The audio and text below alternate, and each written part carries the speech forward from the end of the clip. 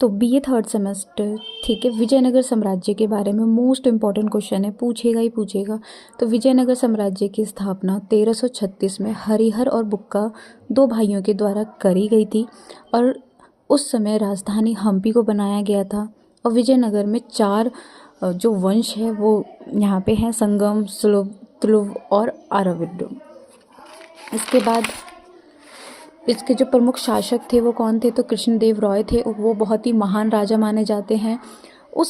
जब इन्होंने शासन किया था तो उस टाइम को स्वर्ण युग कहा गया, क्योंकि इन्होंने मंदिरों का निर्माण किया था और साहित्यों को बढ़ावा दिया था, खासकर तेलुगु और संस्कृत।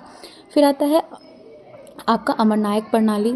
तो नायंकर प्रणाली वो थी जहाँ पर सरकार जो है इनको ज़मीन दे देती थी और नगद वेतन की जगह पे ज़मीन दे देती थी, और ये लोग क्या करते थे, वहाँ के लोगों से कर वसूलते थे, जिसका खर्चा ये लोग सैनिकों के ऊपर और जो बचता था वो सरकार को देती थी, ठीक है। फिर अमरनायक कौन थे, तो यहाँ पे लिख दिया है कि ये वो अधिकारी होते थे, सैनिक के वो अधिकारी होते थे जो नगद वेतन के बदले इनको भूमि दी जाती थी। राजा जो राय कहलाते थे विजयनगर में, उनके छोटे बहुत ही विशाल साम्राज्य था, तो छोटे छोटे हिस्से इन्होंने क्या किए थे, नायकों को बांट दिया था। सैनिक कमांडर के मुखिया को नायक कहा जाता था। नायक जो थे वो जमींदार या सामंत होते थे। ये व्यवस्था इन्होंने एकता प्रणाली से ली थी। नायक का काम जो था वो सिर्फ और सिर्फ जमींदार का मालिक नहीं, और भी अधिक जिम्मेदारियां उनको दी गई थी, जैसे सेना रखना, युद्ध के समय में राजा की मदद करना, कर इकट्ठा करना, ठीक है, सैन्य संगठन बनाना, ताकि जब भी राजा को ज़रूरत पड़े तो ये क्या करेंगे, सेना अपनी देंगे, ठीक है।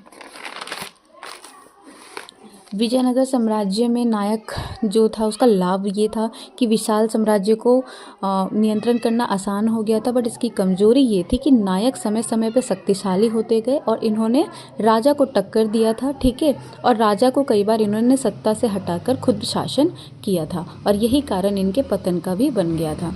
फिर अगर विजयनगर का प्रशासनिक ढांचा आता है तो वही सब कुछ दोबारा से लिखना है कि विजयनगर की स्थापना किसने की थी, राजा के वंश क्या क्या थे, विजयनगर का प्रशासन जो था वो केंद्र था, राजा को राय कहा जाता था, न्याय नागरिक के मामले राजा ही देखता था, धर्म के अनुसार चलना राजा का कर्तव्य होता था, प्रजा का ख्याल रखना उसका कर्तव्य होता था।